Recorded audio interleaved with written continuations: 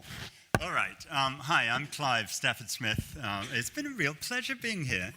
My first contrarian thing, I think, was to show up late so I don't have a proper mic. But I'm sorry Tori's not still here, I don't think, because it was really a privilege to listen to her. I mean, I spend my whole career trying to get the people out of prison that her lot put in prison. But it's really nice to hear it. And I wanted to tell her a story about her old colleagues and about how much better it is for her today, because one of my great friends is a former Metropolitan Police officer who is the captain of the Mapperton Marauders, which is my fantastic international famed cricket team in my village. And the first time I played with him, and I won't name him, he was a sergeant in the Met. And after he had propositioned both my wife and my mother-in-law, which I thought was pretty impressive, he says to me, you know, he's now down in Dorset and he's not a cop anymore, and he's working for a living. And he said, "Fuck me, Clive. Now I have to pay for my own drugs," which I thought was great. And I thought that kind of, would have given Tori a little sucker that he's left, so she doesn't have to deal with him anymore. I love the guy, by the way. Anyway, I just want to say that we have two rules. I'm here I'm away from my home. I'm away from my little boy, Wilf. And as a consequence, one of the things I inflict on you is a series of pictures of Wilf at random moments, and you have to show your appreciation, right? So how do you do that? How do you do that? No, not clapping. No, you have to say ooh and ah. All right? Can we have a little practice? Oh, yeah, come on, he's cute. And then the other thing is, please interrupt and heckle at any moment, because actually I have a general sense of what I'm going to say. I find it all quite boring because I know it all, and I would all that I'm going to say, not all of everything, and I would actually much rather, I am still in the arrogant phase, I want Niels to know. I would much rather hear from you than from me, frankly, so feel free to interrupt. I spend my life representing people on death row and in Guantanamo Bay, and there's one of your speakers who's coming along this afternoon who in her little introduction, it's such bullshit. She said she has the best job in the entire world. It's not true. I do. It's absolutely false. I love what I do. I've done it for 35 years, mainly in America. I'm half American. Who's American here? Right? Can we just sort of empathize for a minute, and then can we apologize to the rest of them? I mean, God knows, right? Mind you, we should know that you and I, all the rest of these people we call foreigners, and they're the ones who get to go to Guantanamo Bay as prisoners, and you and I can go there as human beings because we're Americans. And I did have a lovely time when we litigated the Guantanamo cases, because law is total bullshit. And when we were in the US Supreme Court, the major argument we made was if you're a prisoner, a foreigner in Guantanamo Bay, you have no legal rights, but the environmental laws apply there. So an iguana has rights. And if I kick you, then that's fine, nothing happens to me because I'm an American. But if I kick an iguana, 10 years in prison, $10,000 fine. So we argued in the US Supreme Court that you people should have equal rights with iguanas. And that actually carried some weight there because they wanted to argue about the sort of bullshit lawyers normally talk about. I wanted to, in the legal system, it took me a long time to work this out. It's all such total nonsense. And this was a little fact I came across, that 5% of the world think they've met an alien from space, including, by the way, this chap. Do you know who that is? That's Prince Charles. He thinks he's met an alien from space. Jesus Christ, when are you going to get rid of the monarchy? But no one's met someone on death row. The vast majority of you haven't. My mother has, because I made her be a pen pal with one of my clients, and I took her there on one of her holidays to America. So she's in the 0.01% of people. But, when I look around the world, I find this really interesting. To look at the things that the whole world agrees on, basically, almost everyone agrees on, and I think they're just deranged. I think they're all deranged. And I'm sorry, you're going to look at me and recognize my psychosis now, but there's lots of them, and the entire legal system is one of them. It took me many years to reach this conclusion, and I got to the conclusion representing a British guy called Chris Maharaj. And Chris was sentenced to death in Florida in 1986 for a crime he patently didn't commit. And I've represented him since 1993 when I had no grey hair. And I've failed him. I mean, we got him off death row, that's easy. But he didn't do the crime. And, I've now got 6 Medellin cartel people to say that they did it. And how dare you put this guy on death row? That was one of us. My favorite, actually, I'm going to just tell you the story. It's apropos of nothing. Who here has seen Fargo? Come on, put your hand up. What do you remember from Fargo? What do you remember? Come on, there's only one thing you... Of course you do, the blood on the snow when they feed the body through the wood chipper, right?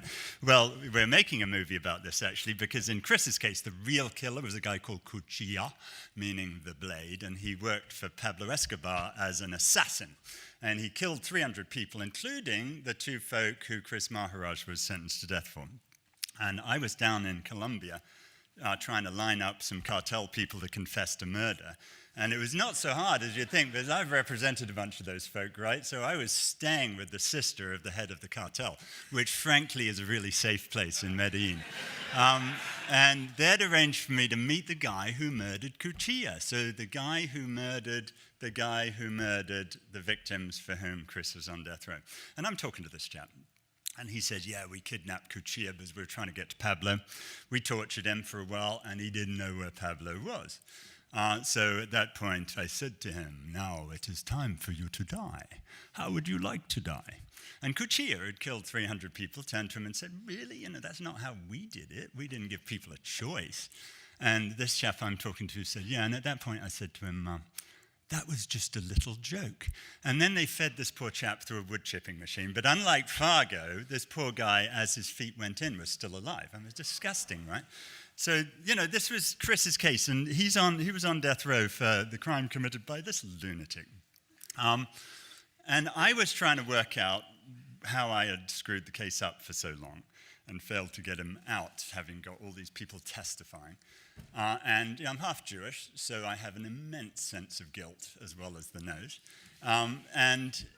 So I wrote a book about it, which I sincerely advise you not to. Would you do me a favor, sir? As you go out, I really like this. Would you just storm out and say, I just can't listen to this shit anymore? Great, good.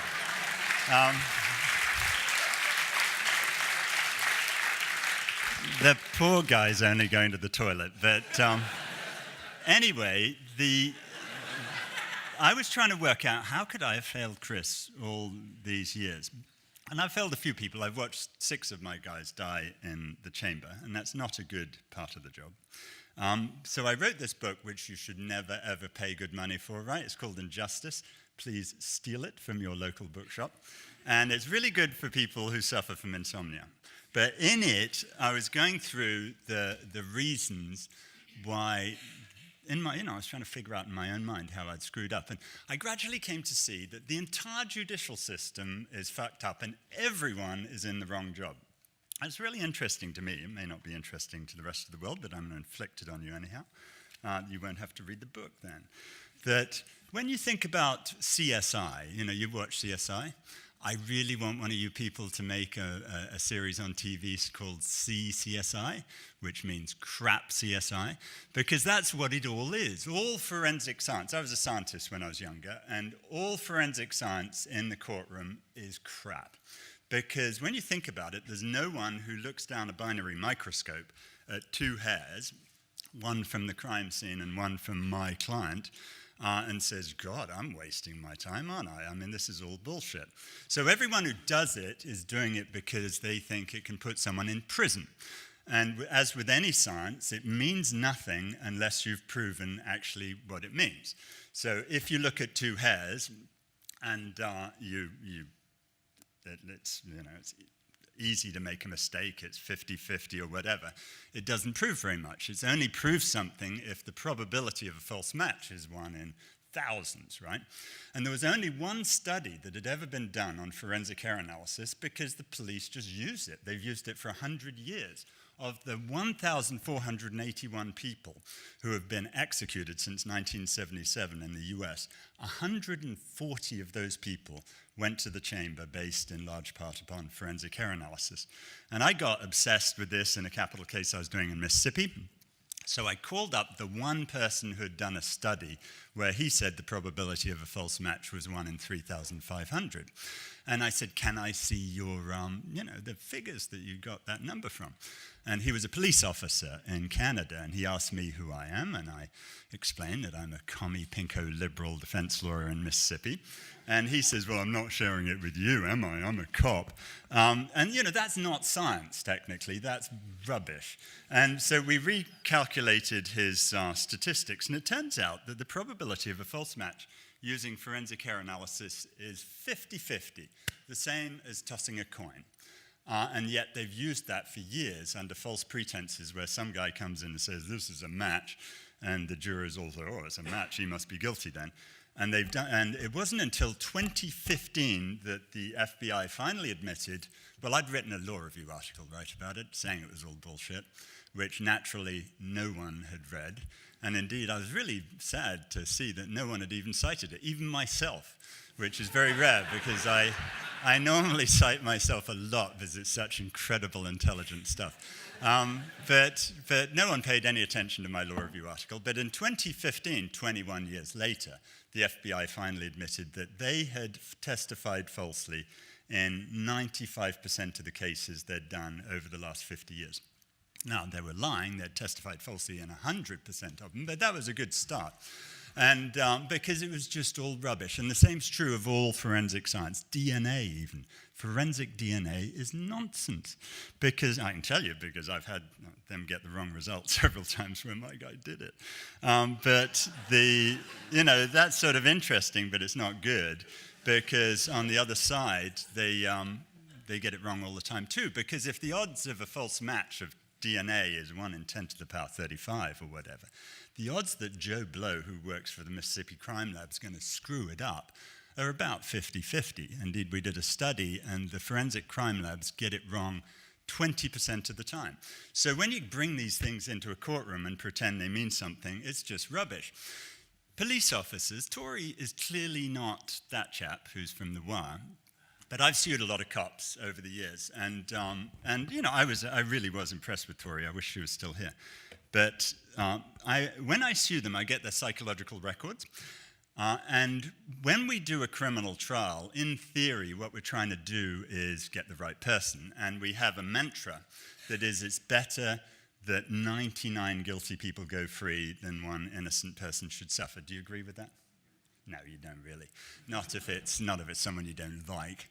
But at the same time, it is the theory of the law, and none of us as lawyers believe it. We really don't.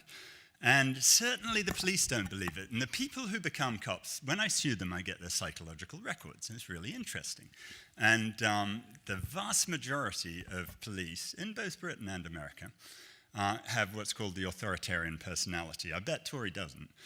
But what it means is it's someone who believes that you get the right result because the system works, right? Now, if that's the case, they're the wrong people to be police because they're going to never think they make mistakes. And there were 2 cops came to my house in Dorset not long ago, not for the reasons that you're thinking. It was because they were trying to arrest Jack Straw for torture. It wasn't because they were going to bust me, but they were very nice guys from the Met, and between them they'd done 54 years as Metropolitan Police officers. And I said to them, I just want to make you a footnote in a thing I'm writing. How many times in the last 54 years do you guys think maybe, possibly, you arrested the wrong guy? Didn't pause for a bit, never. And I say, come on, it's total bullshit. We got papal infallibility over here, and now we got police infallibility over here. You just can't be serious. I make mistakes every day. And one of them said, no, never, ever arrest the wrong person. The other guy said, well, if there was a crowd of 10,000 people rioting and it was total chaos and we weren't sure, no, I wouldn't make a mistake. And it's just fascinating, isn't it? Because the people you really want as police officers, who here qualifies as a sort of pathetic liberal? I do. Yeah, okay. You see, would you want to be a cop? No, why not? Frightening what? You might screw up and send some poor soul to... Oh, frightening too. You see, that's the very reason why you'd be good, because you wouldn't get into confrontational situations, and then if you did arrest someone, you'd really want to make sure you got it right. But that's not the structure. Again, we have the wrong people in the job, but it's actually the same for everyone. You have the innocent defendant. With Chris Maharaj, who's the guy I mentioned who was on death row in Florida, I'm going to accuse you, sir, of the crime. Who really did that? But can you tell me who? Did you do it yourself? No. Can you tell me who did it?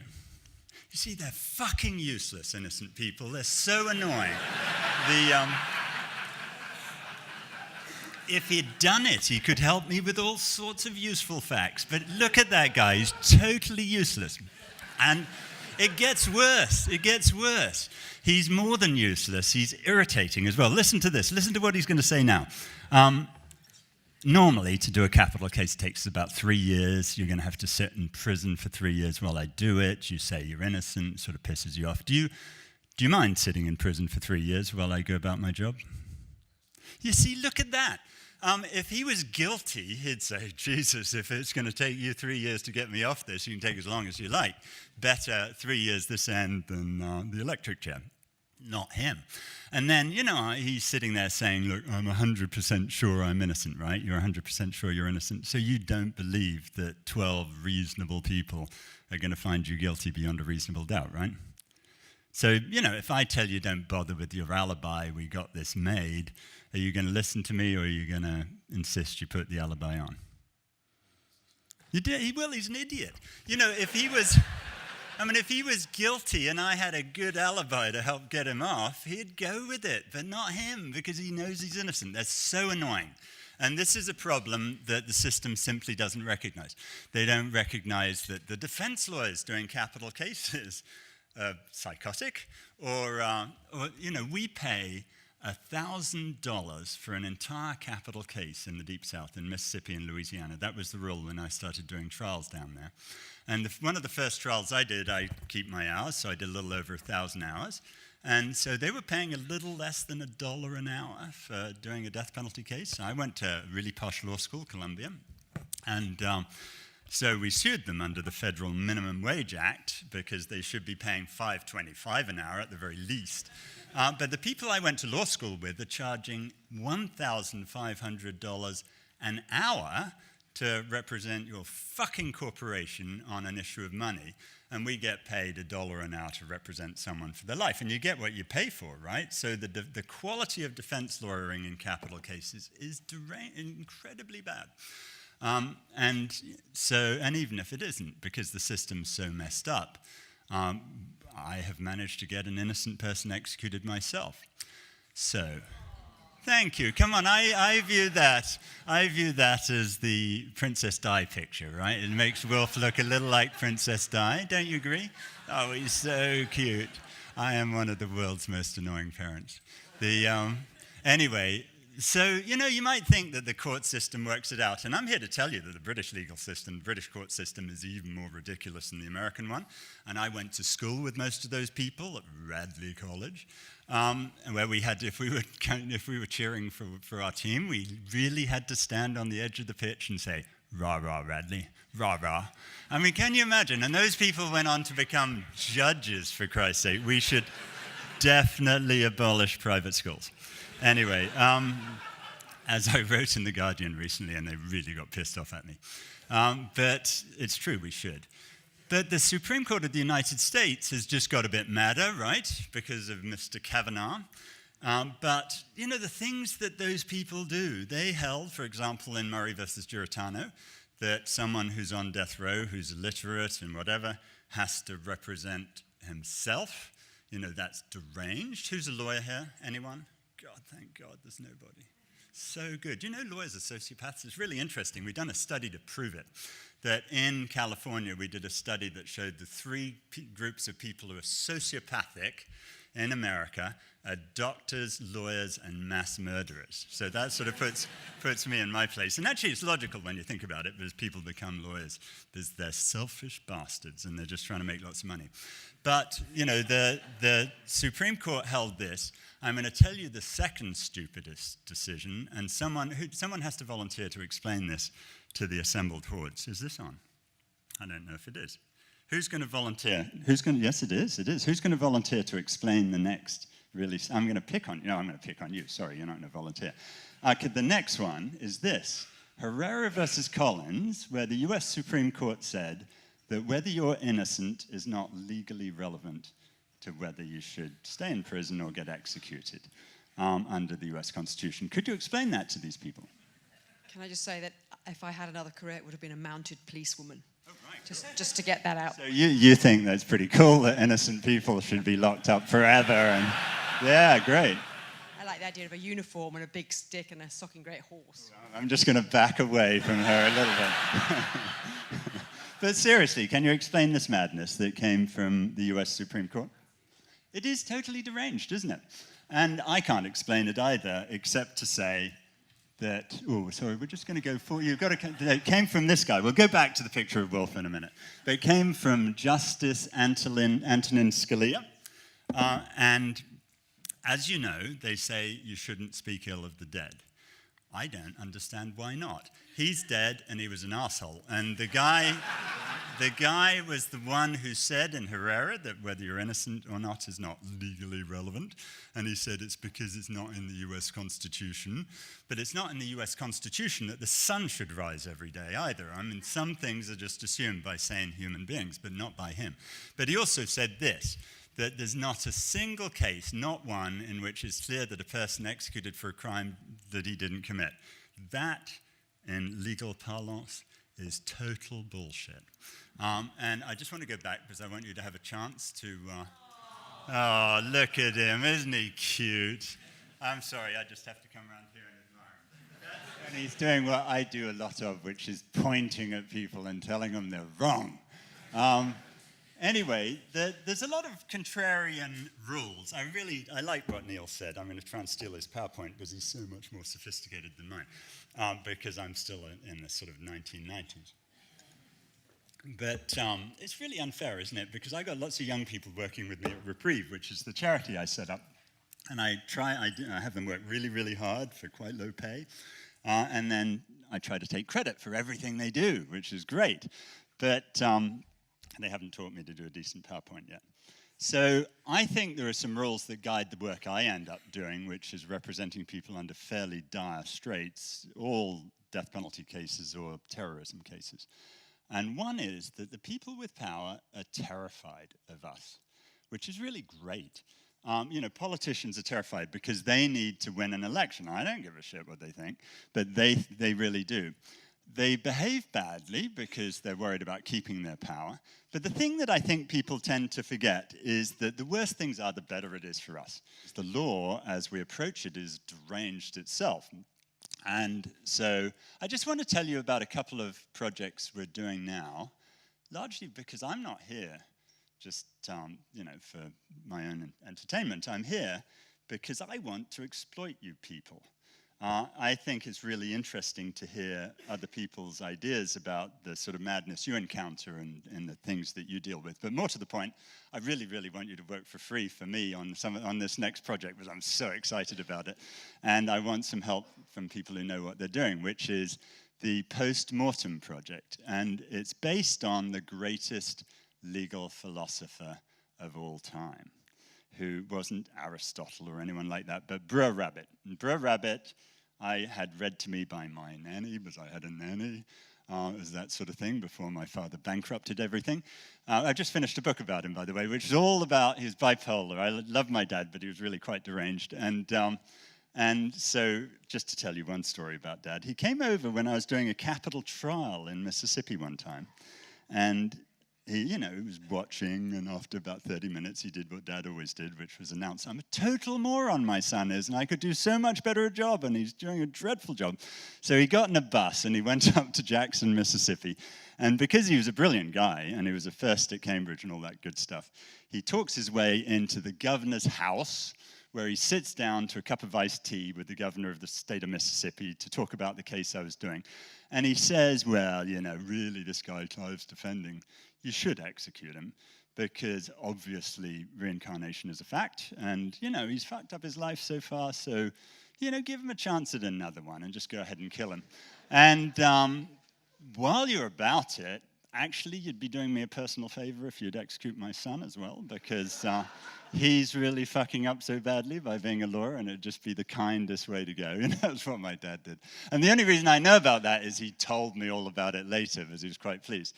So the book I've just finished, actually, which is about Dad and one of my guys on death row, is also about me, because you can't try to destigmatize mental illness if you don't talk about your own, shall we say, peccadillos. But it's been an interesting ride, but that's not what we're here about. Why did I tell you that story? I have no idea. So Brer Rabbit. Brer Rabbit was, you all know the story of the tar baby, do you? Do you not know the story? I'm sorry, you're innocent of murder, so you're useless for that. And you also don't know the story about Brer Rabbit and the tar baby. This is going to really change your life. Don't believe that, do you? And you shouldn't. But, so the story of Brer Rabbit and the tar baby is Brer Rabbit is the brilliant, clever, arrogant little rabbit, and Brer Fox is the big, powerful, really stupid animal. And Brer Fox obviously represents the United States government under these circumstances, and Brer Rabbit's us, because we're arrogant and we think we're incredibly clever. And this is how we do everything in the office that I work with. It's the rule according to Brer Rabbit. So Brer Rabbit's walking along one day, and he comes across this tar baby who's in his way, and he's an arrogant little shit. So he says, "Get out of my way." And the tar baby naturally doesn't get out of his way because it's a tar baby. So he does that thing Tori said you shouldn't do. In 90 seconds, he hits the tar baby for not getting out of his way, and his paw gets stuck to the tar baby, and he's now really pissed off. So he says, "Let go of my paw." And the tar baby doesn't respond. And so he's really angry, so he hits the tar baby again with his next paw, and that gets stuck. And then he kicks him a couple of times, and that gets stuck. And at that point, Brer Fox comes out from behind the hedge where he's been hiding, and he's really excited because he's finally got Brer Rabbit, and he's going to kill him, because that's what he's wanted to do, because he's a fox, like the US government. So he says, "Right, now I got you, I'm going to have you for dinner." Brer Rabbit realizes that he's been stupid and he's been had, so he thinks quickly and he says, "Brer Fox, do you know what? It's been my lifetime ambition to be eaten by you. It's really the summit of a rabbit's career to be eaten by a fox, and I've always wanted that, and if that could go on my little tombstone when I'm dead, that would be great. So, go ahead, please. But whatever you do, please don't throw me in that bra patch over there, because that would just be an awful, awful nightmare." And so poor old Brer Fox is sitting there like the US government, and a very slow cogs going around in his head, and he hates this rabbit. And he really, loved to eat him, but what he really wants to do is to inflict pain on him, much as we do on our prisoners in Guantanamo, right? We'll talk a bit about torture in a minute, and perhaps, if we have time. I do like talking about torture, because the doors are all locked now, and if you don't sign up to say you'll work for Reprieve, you get horrible torture done to you by me, because I'm quite an expert at this time. So anyway, Brer Rabbit says, yeah, it's true, I'd love to be eaten by you, but please don't throw me in that bra patch. Finally, the fox takes him and thinks, I really want to do the worst thing to this shitty little rabbit, and throws him in the bra patch. And obviously, a couple of minutes later, he's up on the top of the hill and waving and laughing at Brer Fox, and Brer Fox is feeling very sad. This is the rule that applies to everything that we do. The worse it is, the better it is. But then, if you ask the guy, I once filed a motion with a judge who was just an arsehole. And I filed a motion saying, can we please execute my client right here, right now, today? motion to execute my client, because the judge had never granted an application I'd ever made. And I just thought this would really make him feel unwell, because he would want to grant it, because he'd want to kill my client, but he wouldn't do it because actually it'd be illegal and you couldn't do that, so he'd have to rule against us again. And it was kind of fun just watching him think about that. And of course, he didn't do what I asked him to do. But yeah, come on, you can do better than that. I mean, that's really cute. I dressed him up as Robin Hood. Who is the person in history or mythology that you would most like to be? Who would you most like to be? Come on, redeem yourself with something really interesting.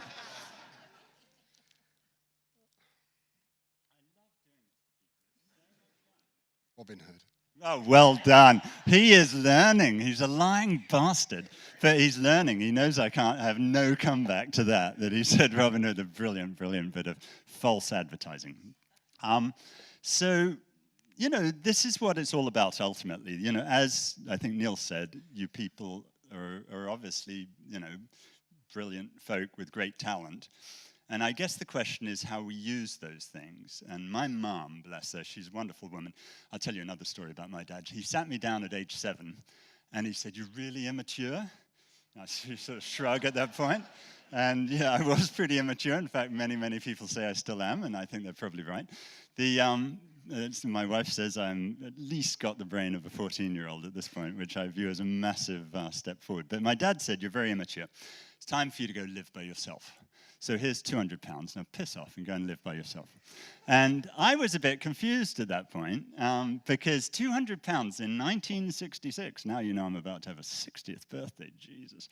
1966, that was a lot of money. It was actually, I worked out later, doing my sums, that it was 80 years of my pocket money. So it was quite exciting on one level, but it was a bit confusing. Because of this business about being sent to live by myself at age 7. And so I was sitting there trying to work out what to do when my mum came in, took the money away and sent me to bed, and solved the issue, but as she always did. And Mum is a wonderful woman who's 91 now and who is sadly suffering from Alzheimer's. But she's a wonderful, wonderful woman. And she would always say to me that, when we'd talk about lotteries, she said to me, you don't really need to play the lottery because you already did and you won. And that was when you were born as an incredibly privileged white male in a really nice, gentle country where you have all these fantastic things that Boris Johnson's trying to fuck up. I said the same thing to my son quite recently, and it's so true. And she said that because you're a PWM, as my office used to call me, privileged white male, they've changed. They don't call me that anymore, thankfully. They call me an OPWM, which is an old privileged white male. Fuck off. Our job is to help people who are less fortunate than ourselves. And if we all do that, then everyone benefits, right? Because it makes you all feel good, and then you all go around helping people who need your help.